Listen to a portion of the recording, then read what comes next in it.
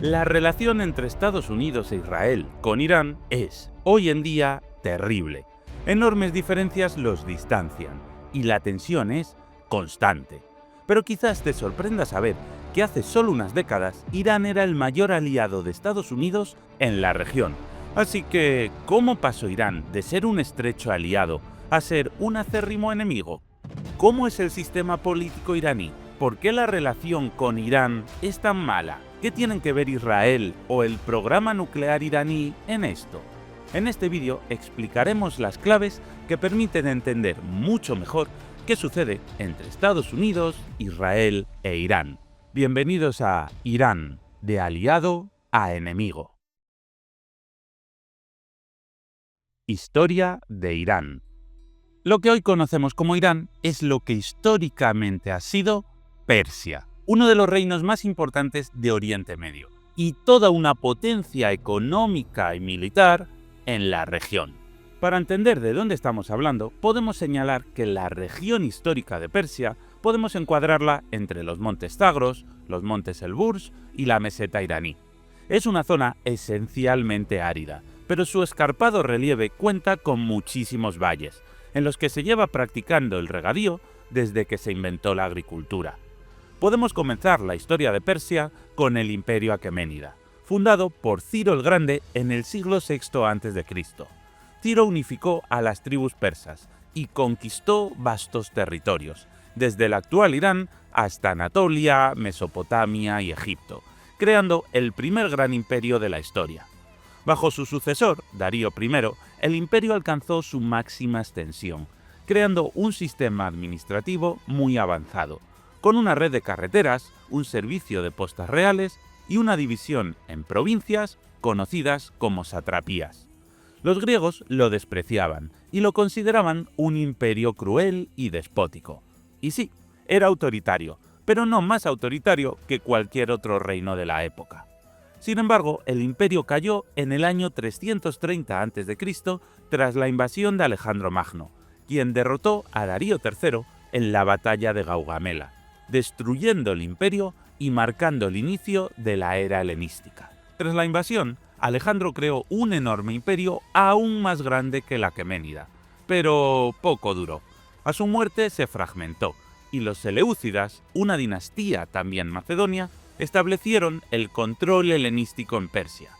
Aunque la dinastía parta resurgió en el norte de Irán, restaurando la independencia persa pocos siglos después.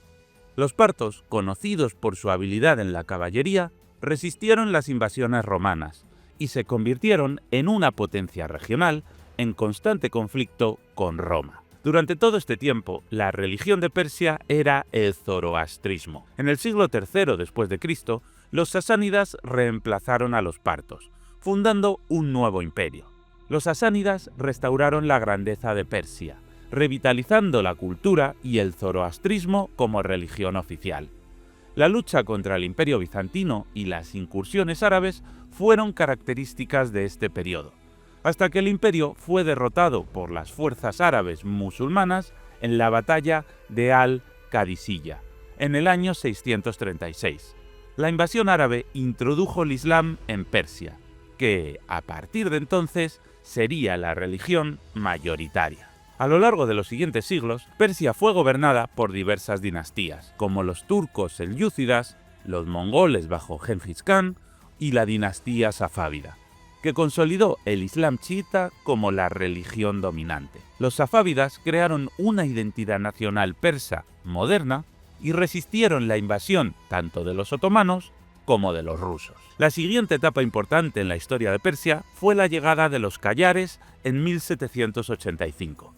Durante su reinado, Persia experimentó una creciente intervención extranjera, especialmente de los otomanos, de Gran Bretaña y de Rusia, lo que debilitó la soberanía del país. Los tres imperios pugnaban por controlar Persia, situada entre ellos, mientras que los persas, acorralados, se resistían. A principios del siglo XX, un movimiento constitucionalista llevó a la creación de una monarquía constitucional bajo la figura del Shah Ahmad Shah Qajar. Sin embargo, el nuevo Shah fue débil y no logró imponerse. Durante la Primera Guerra Mundial, Tanto otomanos como rusos y británicos violaron la neutralidad persa y movieron tropas dentro del país. Así que en 1921 hubo un golpe de estado en su contra, liderado por Reza Khan, un oficial del ejército que puso fin a la dinastía Qajar. En 1925, Reza Khan se autoproclamó Reza Shah Pahlaví y fundó la dinastía Pahlaví. Bajo su liderazgo, Irán experimentó una serie de reformas modernizadoras, desde la construcción de infraestructuras hasta la occidentalización de la sociedad, lo que le valió tanto apoyo como oposición. Reza Shah intentó consolidar un gobierno centralizado y secular, es decir, no religioso, pero su régimen también estuvo marcado por el autoritarismo y la represión de los opositores. Y además, Reza Shah tenía una clara simpatía por la Alemania nazi. En 1941, tras la invasión de la Unión Soviética, británicos y soviéticos temieron que Persia se uniera al eje. Así que invadieron simultáneamente el país y le obligaron a abdicar en su hijo, Mohammad Reza Pahlaví. Reza tuvo que exiliarse, pero lo que aún nadie sabía es que su hijo correría la misma suerte. El último Shah de Persia. Mohammad Reza Pahlaví asumió el trono en 1941. Su ascenso al poder se dio en un momento de gran inestabilidad, con Irán ocupado por fuerzas extranjeras y bajo la influencia de potencias occidentales. A pesar de sus promesas iniciales de democratización, su gobierno se caracterizó por una creciente concentración del poder en sus manos. Se volvió más y más autoritario. El Shah era el rey, pero el primer ministro se elegía en elecciones libres. En 1953, las relaciones entre el Shah y el primer ministro eran pésimas. Además, el primer ministro, llamado Mossadegh, estaba emparentado con la dinastía Qajar, la que había derrocado el padre del Shah. Esto enturbiaba las relaciones entre los dos, pero es que, además, Mossadegh nacionalizó la industria petrolera, que hasta entonces estaba controlada por una empresa británica, lo que lo llevó a un enfrentamiento directo con el Reino Unido y Estados Unidos. En 1953, un golpe de Estado orquestado por la CIA y el MI6 derrocó a Mossadegh y consolidó el poder absoluto del Shah. A partir de entonces, Mohammad Reza gobernó con mayor autoritarismo, eliminando a la oposición política y fortaleciendo los servicios de inteligencia, especialmente la temida Savak, la policía secreta, que reprimía a disidentes y opositores. De todas formas, no hubo marcha atrás en la nacionalización. Se creó una empresa pública, la Compañía Nacional de Petróleo Iraní, que tenía la propiedad de las instalaciones y de los recursos petroleros, aunque estas instalaciones serían operadas por empresas extranjeras. Los beneficios se repartirían entre la empresa pública de propiedad estatal y estas empresas occidentales. Con este dinero extra, el gobierno del Shah impulsó una modernización económica y social a través de la Revolución Blanca, iniciada en 1963. Este programa incluyó la reforma agraria, la expansión de la educación y la industrialización del país. Aunque trajo beneficios económicos de crecimiento y modernización, también generó descontento entre la élite terrateniente y el clero chiita, que veían sus intereses amenazados. La occidentalización promovida por el Shah alienó a sectores tradicionales de la sociedad iraní, lo que aumentó la resistencia hacia su gobierno. Además, el Shah reconoció al Estado de Israel, mientras que la gran mayoría de los estados musulmanes se negaban a reconocerlo. Para los más religiosos, este reconocimiento era una traición. Pero, como en tantos otros países, la economía iraní dependía casi en su totalidad del petróleo. Aunque, como cada día Irán extraía más petróleo, la lluvia de millones continuaba. La dependencia del régimen de la riqueza petrolera permitió la implementación de ambiciosos proyectos de infraestructuras y la expansión del ejército. Esta lluvia de millones también permitió al Shah adquirir material militar y convertirse en toda una potencia regional. Sin embargo, la corrupción y el creciente autoritarismo del gobierno alejaron a la población. A pesar de su alianza con Occidente, especialmente con Estados Unidos, la disparidad económica y la falta de libertad política alimentaron el descontento popular. En la década de 1970, la represión contra la oposición se intensificó. El Shah trató de consolidar su poder a través de un sistema de partido único, el Resurgimiento, que eliminó cualquier vestigio de democracia real. La crisis del petróleo de 1973 llevó a una inflación descontrolada, exacerbando la desigualdad social y aumentando el malestar contra su gobierno. Las protestas contra el régimen se intensificaron a finales de los años 70. El Shah estaba en tiempo de descuento. La Revolución Islámica. La Revolución Islámica de Irán de 1979 fue el resultado de años de descontento político, social y religioso contra el Shah, cuyo régimen era percibido como autoritario, corrupto y demasiado influenciado por Occidente. El descontento con el Shah tenía varias causas. Su gobierno se caracterizaba por un autoritarismo creciente, consolidado tras el golpe de Estado de 1953, que había sido realizado con apoyo de la CIA y el MI6. A partir de entonces, el Shah gobernó sin oposición efectiva, reprimiendo brutalmente a sus adversarios mediante la Sabak, su policía secreta, conocida por sus métodos de tortura y censura. Uno de los aspectos más polémicos de su reinado fue la occidentalización forzada a través de la Revolución Blanca. Este programa de modernización impulsó la industrialización, la educación universal y la emancipación de la mujer, pero también fue visto como una imposición cultural que atentaba contra las tradiciones islámicas. Persia no estaba preparada para ello, y muchos sectores religiosos y conservadores consideraron estas reformas como una amenaza a los valores islámicos y a la identidad nacional. En el ámbito económico, la riqueza petrolera no se tradujo en una mejora para toda la población. Aunque el país experimentó un rápido crecimiento, la desigualdad se profundizó.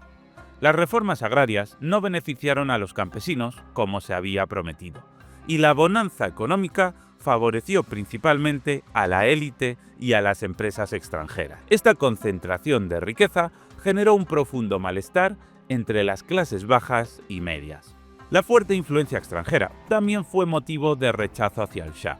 Su estrecha relación con Estados Unidos y otras potencias occidentales, manifestada en acuerdos que otorgaban privilegios legales y comerciales a empresas y ciudadanos extranjeros, despertó un sentimiento antiimperialista. Además, Estados Unidos era un claro defensor de Israel, y en el mundo islámico la población clamaba por la desaparición del Estado de Israel y la creación de un Estado árabe en su lugar. La percepción de que Persia estaba sometida a los intereses de Occidente fue un factor clave para rebelarse contra el Shah. En este contexto, el ayatolá Ruhollah Khomeini emergió como la principal figura opositora. Exiliado en 1964 por criticar al Shah, Khomeini continuó su lucha desde Irak y luego desde Francia, difundiendo discursos a través de casetes clandestinos. En sus mensajes promovía un sistema de gobierno basado en el Wilayat al-Faqih, donde los juristas religiosos tendrían la máxima autoridad política. Su liderazgo y su mensaje de resistencia fueron fundamentales para canalizar la indignación de amplios sectores de la sociedad iraní, preparando el terreno para la revolución islámica. En 1978, las protestas contra el régimen comenzaron a intensificarse. Un artículo en un periódico oficial insultando a Khomeini desató manifestaciones masivas, que fueron reprimidas violentamente. En septiembre de ese año, en el Viernes Negro, el ejército disparó contra manifestantes en Teherán, matando a cientos de personas, lo que provocó un punto de no retorno en la crisis. Las huelgas en la industria petrolera y las manifestaciones multitudinarias debilitaron al gobierno. A finales de 1978, la situación era insostenible. En enero del 79, el Shah abandonó Irán, y el 1 de febrero, Khomeini regresó triunfalmente del exilio. En pocos días, el régimen monárquico colapsó, y el 11 de febrero se declaró la victoria de la revolución. La revolución hizo que Persia cambiara de nombre y pasara a ser conocida como Irán. En abril del 79, un referéndum estableció la República Islámica de Irán, basada en la Sharia, la ley islámica, con Jomeini como líder supremo.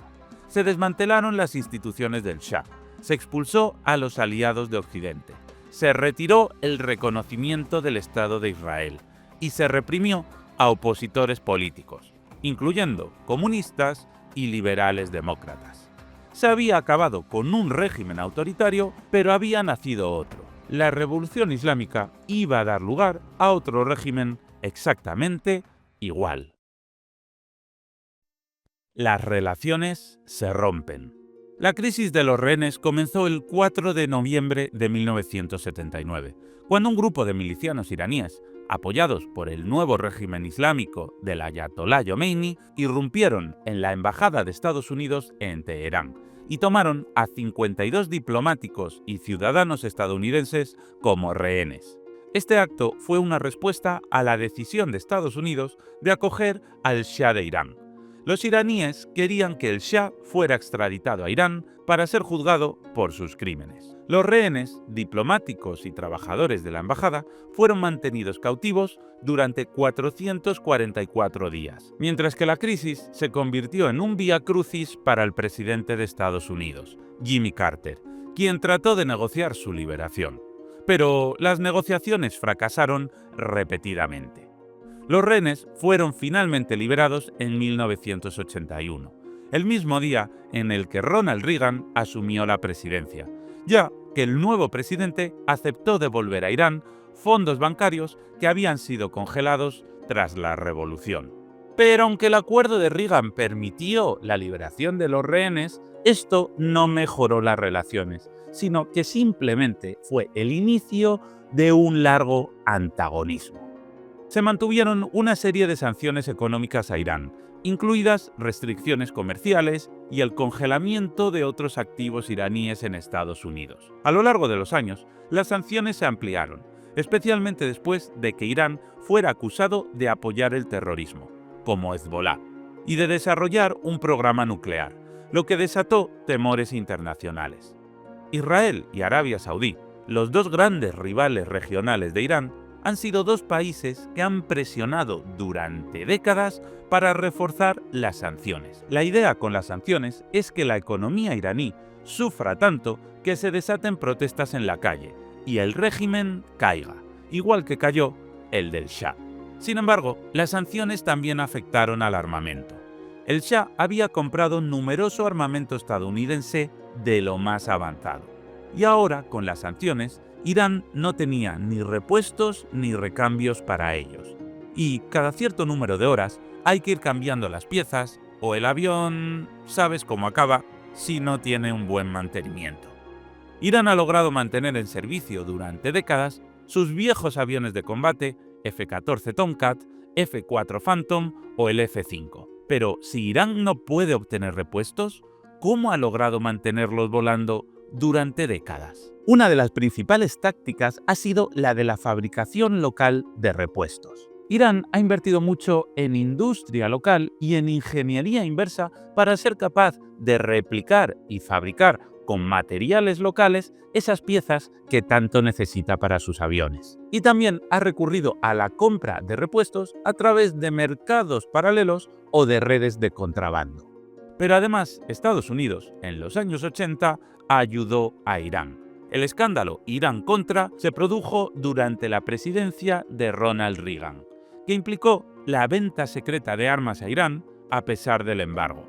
Se vendían recambios a Irán y el dinero obtenido se utilizó para financiar a los Contras nicaragüenses, un grupo rebelde de derechas que luchaba contra el gobierno de izquierdas de Nicaragua, que estaba apoyado por los soviéticos. La operación fue llevada a cabo por altos funcionarios del gobierno de Ronald Reagan, sin la aprobación política del Congreso. El escándalo salió a la luz en 1986, provocando investigaciones y condenas a varios involucrados, aunque Reagan y su vicepresidente, George Bush, no fueron acusados directamente. Además, la ingeniería autóctona ha permitido que los iraníes modifiquen los sistemas electrónicos y de armamento de sus aviones para prolongar su vida útil y adaptarlos a las necesidades actuales. Irán también ha trabajado en la modernización de sus aviones. Algunos de los F-4 y F-14 han sido actualizados con nuevos sistemas de radar, misiles y otras mejoras tecnológicas, lo que les permite seguir siendo efectivos en misiones de defensa y patrullaje. A pesar de su antigüedad, estos aviones siguen siendo una parte vital de la Fuerza Aérea iraní, aunque son incapaces de enfrentarse a los cazas más modernos. De todas maneras, el embargo estadounidense es eso, estadounidense. Algunos aliados de Estados Unidos también se han sumado, pero muchos otros no lo siguen. E Irán obtiene armas de países como Rusia, China o India, y también vende su petróleo a muchos países que no cumplen con el embargo. Y, mediante tácticas de flota fantasma, logra ocultar el origen de su petróleo para acabar vendiéndolo a países que, en teoría, no pueden comprárselo. El nuevo régimen. Pero, ¿cómo es exactamente este régimen iraní? Pues es un sistema político híbrido que combina el autoritarismo de una teocracia con algunos elementos democráticos. Su estructura se basa en el gobierno de los juristas islámicos. El líder supremo es la figura con mayor poder en el país, designado de por vida por la Asamblea de Expertos. Sus facultades incluyen el control de las Fuerzas Armadas, la supervisión de la política exterior y el poder para vetar leyes o destituir al presidente. También nombra a los jefes del Poder Judicial y de los medios de comunicación estatales. Desde la muerte del Ayatolá Jomeini en 1989, el cargo lo ocupa el Ayatolá Ali Khamenei. El presidente de la República es la segunda autoridad más importante y es elegido por voto popular cada 4 años. Es el típico primer ministro de cualquier país, pero su poder es limitado, ya que no tiene el control sobre las Fuerzas Armadas ni sobre la Guardia Revolucionaria, y sus decisiones pueden ser vetadas por el líder supremo. El Parlamento iraní es elegido por voto popular cada 4 años, pero el Consejo de Guardianes elige qué partidos y qué candidatos pueden presentarse a las elecciones, y todas las decisiones del Parlamento deben ser validadas por el Consejo de Guardianes. Este Consejo de Guardianes está compuesto por 12 miembros, 6 clérigos designados por el líder supremo y 6 juristas elegidos por el Parlamento. Como la mitad de ellos los nombra el líder supremo y luego en el Parlamento los partidos ultrarreligiosos tienen representación, así se garantiza que la línea dura siempre controle este consejo. La Asamblea de Expertos está integrada por 88 clérigos, elegidos por voto popular, que tienen la responsabilidad de nombrar, supervisar y, en teoría, destituir al líder supremo si lo considera necesario. Pero nuevamente es el Consejo de Guardianes quien decide quién puede ser un candidato. Así que, nuevamente, es el órgano controlado por el líder supremo quien decide quién puede presentarse para formar parte del órgano que podría destituir al líder supremo. Fascinante, ¿verdad? Naturalmente, nunca han destituido a un líder. Así que, en Irán, la autoridad final reside en el líder supremo, mientras que las instituciones democráticas funcionan dentro de los límites impuestos por la teocracia. Se puede votar, sí, pero es imposible modificar el sistema desde dentro. La guerra Irán-Irak. Tan pronto como se proclamó la República Islámica, comenzó una guerra con Irak, un conflicto que duraría 8 años y dejaría más de 1 millón de muertos. Desde el siglo XIX, Irán e Irak tenían conflictos sobre la soberanía de Shatt al-Arab, un canal estratégico que sirve como acceso al Golfo Pérsico. La llegada al poder del Ayatolá Khomeini en 1979 alarmó a Saddam Hussein, quien temía que la ideología islamista chiita inspirara a la mayoría chiita de Irak a rebelarse contra su régimen sunita. Y es que Irán es un país de la rama chií del Islam, e Irak también era chií, pero en ese momento estaba gobernado por Saddam, que era suní. De todas formas, este lío entre chiitas y sunitas lo explico mucho más a fondo en otros vídeos que tengo en el canal. Por ejemplo, en este sobre la geopolítica de Irán o este otro sobre los conflictos de Oriente Medio. En el canal encontrarás mucha información para comprender el mundo a través de la historia y de la geopolítica. Así que ya sabes lo que tienes que hacer. Darle un buen me gusta y suscribirte. Pero además de disputas políticas, estaba la disputa por el petróleo. La gran región petrolera iraní está justo al lado de Irak, en una llanura fácilmente invadible. Y además, en la zona vive principalmente gente de etnia árabe, no persa. Así que Irak tenía todas las excusas del mundo para invadir esa zona de Irán. El 22 de septiembre de 1980, Irak lanzó una invasión sorpresa. Saddam Hussein esperaba una victoria rápida, pero subestimó la capacidad iraní. Aunque el ejército iraquí era muy poderoso, Irán tenía una base industrial y demográfica mayor, y pudo resistir el embate. A partir de 1982, Irán lanzó contraofensivas y recuperó gran parte del territorio perdido, pero la guerra se convirtió en un conflicto de trincheras, similar a la Primera Guerra Mundial, con asaltos masivos y un enorme costo humano. El conflicto se volvió aún más brutal con el uso de armas químicas por parte de Irak contra las tropas iraníes. Irán, por su parte, usó oleadas humanas en sus ataques, enviando a miles de combatientes mal armados contra las líneas iraquíes. Estados Unidos, la URSS y las monarquías del Golfo Pérsico apoyaron a Irak con armas, financiación e inteligencia, temiendo que la revolución islámica de Irán se expandiera.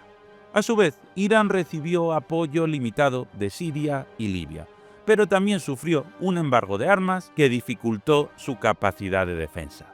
En 1984, viendo que la guerra se alargaba y sabedores los dos de que sus economías se basaban en la exportación de petróleo, ambos países comenzaron a atacar petroleros del contrario en la llamada Guerra de los Petroleros. Esta situación llevó a que Estados Unidos tuviera que escoltar a los buques con petróleo iraquí, enturbiando aún más las relaciones entre Estados Unidos e Irán. Además, los dos países iniciaron la llamada Guerra de las Ciudades, consistente en atacar las ciudades del rival con misiles balísticos. En esta época, lo que se lanzaban eran misiles Scud de diseño soviético, pero este fue el origen del programa de misiles iraní, que desde entonces ha continuado perfeccionando hasta la actualidad. En 1988, agotados y sin posibilidad de victoria, ambos países aceptaron el alto el fuego propuesto por la ONU. La guerra terminó sin cambios territoriales ni políticos, pero con enormes pérdidas humanas y económicas. El Irán de la Revolución Islámica seguía en su lugar. Aspirante a potencia regional.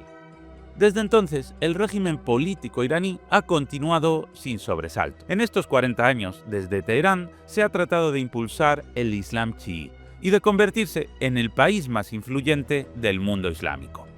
Este intento de protagonismo lo enfrentó a Arabia Saudí, que sí que ha sido el país más influyente, ya que allí están las ciudades sagradas de Medina y la Meca. Y como en esta lucha de egos solo puede vencer uno, Arabia Saudí decidió acercarse a Occidente y ocupar el espacio privilegiado que antes ocupaba Irán. Para ello, rebajó su tono respecto a Israel, y al menos hasta ahora, 2025, no ha reconocido al Estado judío, pero sí que ha frenado su hostilidad histórica. Mientras que, por otro lado, Irán sí que sigue siendo tremendamente hostil hacia Israel. Desde que el régimen del ayatolá Khomeini llegó al poder, Irán adoptó una política oficial de no reconocimiento de Israel, acusándolo de ser una entidad ilegítima y una extensión del imperialismo occidental en Oriente Medio. Esta postura se ha mantenido inquebrantable a lo largo de los años y es uno de los pilares de la ideología de la República Islámica. Irán considera a Israel como un enemigo clave en su lucha contra lo que percibe como la hegemonía de Occidente en la región, especialmente Estados Unidos, el mayor aliado de Tel Aviv. A través de su retórica anti-israelí, Irán ha denunciado el trato a los palestinos y ha apoyado a diversos movimientos militantes en la región que luchan contra Israel, como Hezbollah en Líbano o Hamas en Gaza. Líderes iraníes como Yameni o Ahmadinejad han dicho en diversas ocasiones que Israel debe ser o será destruido. Ahmadinejad incluso negó el Holocausto. Este espíritu de liderar el mundo islámico y de luchar contra Israel y Estados Unidos llevó a que Irán formara el Eje de Resistencia, una coalición que incluía a Irán, Siria, Hezbolá en Líbano, las milicias chiíes de Irak, Hamás en Palestina y los hutíes en Yemen. En teoría, el Eje de la Resistencia busca desafiar el orden regional establecido por Occidente y promover una política que defienda los intereses de los pueblos árabes y musulmanes frente a la injerencia externa. Aunque este es un modo de verlo, porque también puede entenderse como el intento iraní de convertirse en la potencia regional a través de sus pequeños proxies, algo que le hace chocar con Arabia Saudí y con la nueva aspirante a potencia regional, Turquía. De hecho, fue Turquía quien movió los hilos para que el gobierno sirio de Bashar al-Assad fuera derrotado en 2024 y se instaurara un régimen claramente pro-turco.